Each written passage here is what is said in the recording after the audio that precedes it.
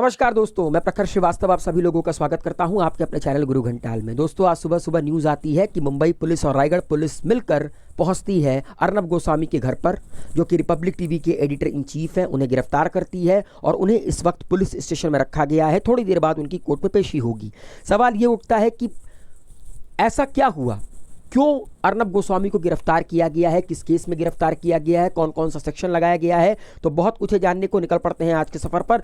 कमर की पेटी बांध लीजिए, दिल को थाम लीजिए। अगर ये वीडियो पसंद आए तो लाइक शेयर कमेंट करना ना भूलिए। गुरु घंटाल को सब्सक्राइब जरूर कीजिए। दोस्तों, 4 नवंबर 2020 सुबह सुबह अर्नब गोस्वामी के घर पर पहुंचती है मुंबई पुलिस और रायगढ़ पुलिस की एक ज्वाइंट टीम। उन्हें गिरफ्तार करती है। गिरफ्तारी के पीछे का कारण बताती है 2 साल पहले का केस। असल में मई 2018 में क्या हुआ था कि एक इंटीरियर डिज़ाइनर थे 53 साल के, जिनका नाम था अन्वय नायक। उन्होंने और उनकी माताजी ने मई 2018 में अलीबाग इलाके में आत्महत्या कर ली अपने फार्म हाउस में। और जब सुसाइड नोट पाया गया तो उस सुसाइड नोट में उन्होंने कारण भी लिखा था कि क्यों वो और उनकी माँ मजबूर है इस स्टेप को लेने के लिए। अब उस सुसाइड नोट में क्या था मैं आपको बताता हूं। असल में जो अन्वय नायक थे वो एक आर्किटेक्ट फर्म चलाते थे। एक आर्किटेक्ट फर्म के एमडी थे, मैनेजिंग डायरेक्टर थे, जिसका नाम था कॉनकॉर्ड डिज़ाइन प्राइवेट लिमिटेड। और इनको कई सारे कॉन्ट्रैक्ट मिले थे, कई सारे मीडिया हाउसेस के कॉन्ट्रैक्ट मिले थे उनका इंटीरियर डिज़ाइन करने के लिए। उनमें से एक रिपब्लिक टीवी का भी इंटीरियर डिज़ाइन करने का इनको कॉन्ट्रैक्ट मिला था। तो ये बताते हैं कि 83 लाख रुपए का कॉन्ट्रैक्ट मिला था रिपब्लिक टीवी के इंटीरियर को डिज़ाइन करने का। इसके अलावा आईकास्ट एक्स, स्काई मीडिया और स्मार्ट वर्क्स नाम की जो मीडिया कंपनी है, उनका भी इंटीरियर डिज़ाइन करने का इन्हें कॉन्ट्रैक्ट मिला था। इन्होंने अपना काम किया, मगर ना रिपब्लिक टीवी ने इनके पैसे दिए, मतलब कि अर्नब गोस्वामी ने काम तो करवाया मगर पैसे नहीं दिए। और इसके अलावा जो अदर 2 मीडिया कंपनी हैं उन्होंने भी पैसे नहीं दिए। और कुल मिलाकर 5.40 करोड़ रुपए बकाया थे इन तीनों मीडिया कंपनी का काम करने के बाद भी।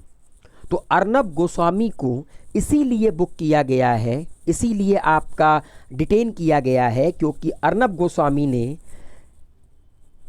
अपने रिपब्लिक टीवी के इंटीरियर को डिज़ाइन करवाया लेकिन पैसे नहीं दिए। कितने? 83 लाख रुपए।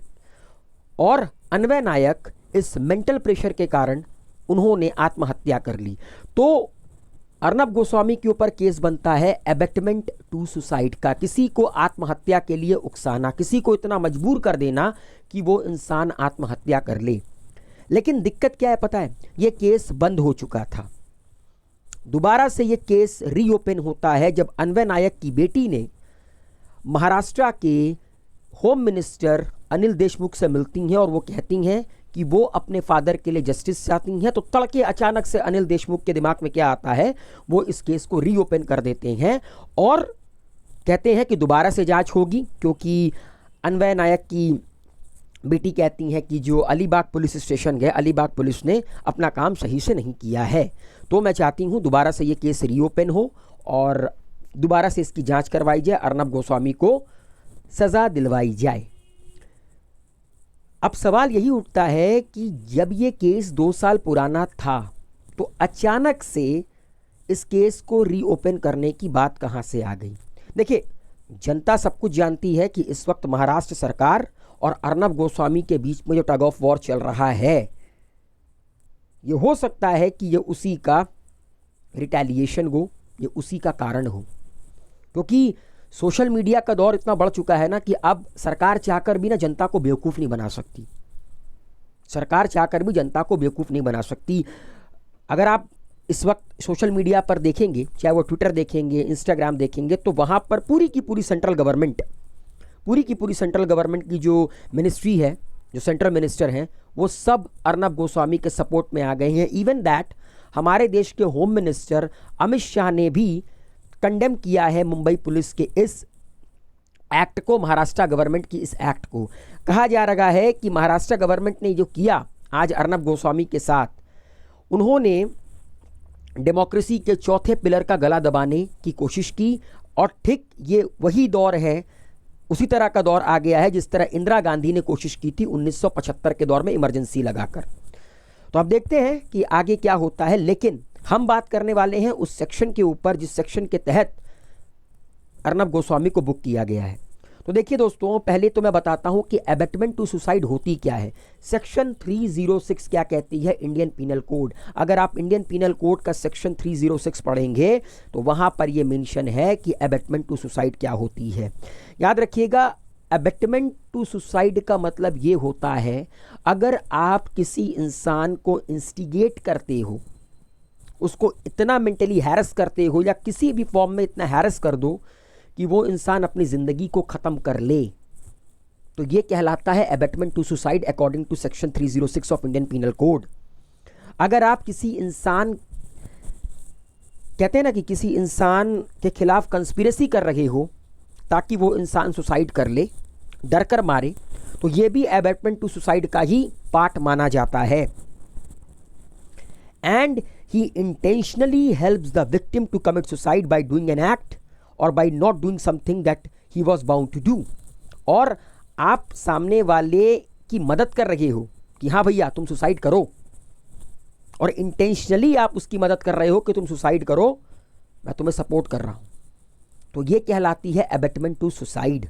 क्योंकि किसी इंसान की ज़िंदगी अगर ख़त्म हो गई ना आपके कारण, भले ही आपने उसको फिजिकली टच ना किया हो, लेकिन आपने उसको मेंटली इतना हार्म कर दिया कि उस इंसान ने अपनी ज़िंदगी ख़त्म कर ली, तो ये कहलाता है abetment to suicide according to section 306। अब मैं आपको बता देना चाहता हूँ कि ये जो ऑफेंस है ये नॉन बेलेबल है, इसमें 10 साल तक की सज़ा प्लस फाइन का प्रावधान है according to section 306 of Indian penal code.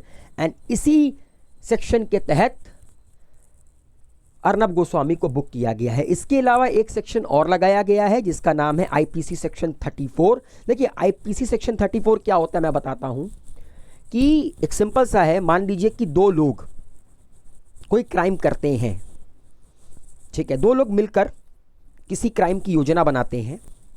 मान लीजिए किसी इंसान को मारना है, ठीक है। अब उसमें क्या होता है कि दो की बजाय एक मारता है और दूसरा सिर्फ खड़ा रहता है, तो दूसरे के ऊपर भी इंडियन पीनल कोड की सेक्शन 34 लग जाएगी, क्योंकि आप भी उस जघन्य अपराध का हिस्सा हो। क्योंकि अगर आप हिस्सा नहीं होते तो आप उस अपराध को होने ही नहीं देते। तो यूजुअली क्या होता है, सेक्शन 34 अपने आप ही लग जाती है इंसान के ऊपर अगर कोई ऐसा क्राइम होता है जिसमें कई सारे लोग इन्वॉल्व होते हैं। भले ही आप उस क्राइम को करो चाहे ना करो, लेकिन आपने क्रिमिनल का साथ दिया है, आप क्रिमिनल के साथ खड़े हो, तो आपके ऊपर इंडियन पीनल कोड सेक्शन 34 लग जाएगा। अर्नब गोस्वामी के ऊपर ये इसलिए लगा क्योंकि जैसा कि मैंने बताया कि 3 मीडिया हाउसेस थे, तो कहा यह जा रहा है कि अर्नब गोस्वामी को अपना 83 लाख रुपए उन्हें दे देना चाहिए था। किसे? अर्नब नायक को, सॉरी अन्वय नायक को। वो थोड़ा सा अर्नब अन्वय एक ही तरह का नाम है, अन्वय नायक को। तो 2 सेक्शन के तहत अर्नब गोस्वामी को बुक किया गया है, सेक्शन 306 एंड सेक्शन 34। और दोस्तों जाते जाते मैं आपको एक सेक्शन के बारे में और बता दूं इंडियन पीनल कोड के। Indian penal code section 305। देखिए, अगर कोई 18 साल से कम का बच्चा, या मान लीजिए कोई पागल है, या मान लीजिए कोई ऐसा इंसान है जिसकी मानसिक स्थिति इस वक्त ठीक नहीं है, वो डिसीजन लेने के, कहते हैं ना कि स्टेज पर नहीं है, और अगर ऐसे इंसानों को कोई प्रोवोक करता है कि भैया तुम सुसाइड कर लो, मतलब मान लीजिए कोई पागल है, कोई 18 साल से कम का बच्चा है, या कोई मेंटली बहुत वीक है, ठीक है, कोई इमोशनली वीक है, अगर आप उस इंसान को ये कहते हो कि यार सुसाइड कर लो, ज़िंदगी ख़त्म करो, ठीक है, तो तब सेक्शन 305 के तहत इंसान को बुक किया जाता है। और याद रखिएगा ये नॉन बेलेबल ऑफेंस है, 10 साल तक की सज़ा भी हो सकती है, फाइन तो लगेगा ही लगेगा, इसके अलावा लाइफ इम्प्रिजनमेंट भी हो सकती है, और डेथ सेंटेंस तक का भी प्रावधान है, फांसी की सज़ा भी दी जा सकती है। तो ये जो मैंने आपको इंडियन पीनल कोड के सेक्शन 306 बताया, 34 बताया, 305 बताया, ये ज़रूरी है जानना, क्योंकि अगर आप इस देश में रहते हो तो इस देश के कानून के बारे में आपको जानना ज़रूरी है, क्योंकि अगर आप कानून जान पाओगे ना, तभी आप अपने हक की लड़ाई लड़ सकते हो, तभी आप जान सकते हो क्या सही है क्या गलत है, कौन सही है कौन गलत है। उम्मीद है मेरे द्वारा समझाया गया सेक्शन 306, 305, 34 आप लोगों के समझ में आया होगा।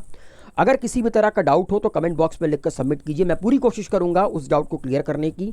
बस अब यही देखना है कि इसका अल्टीमेटली रिजल्ट क्या निकल कर आता है, क्योंकि I am not supporting anyone, क्योंकि मुझे ये नहीं पता कि अंदरूनी लड़ाई क्या चल रही है। मगर मुझे इतना पता है कि ये बदले की भावना से किया गया एक काम है, ठीक है।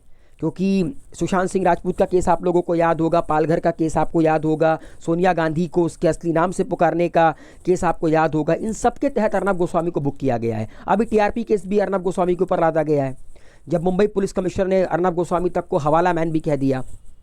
तो अर्नब गोस्वामी के ऊपर इस वक्त महाराष्ट्र सरकार हाथ धोकर पीछे पड़ी है, और अर्नब गोस्वामी को कहीं ना कहीं सेंट्रल गवर्नमेंट का सपोर्ट मिल रहा है, अगर आप देखेंगे।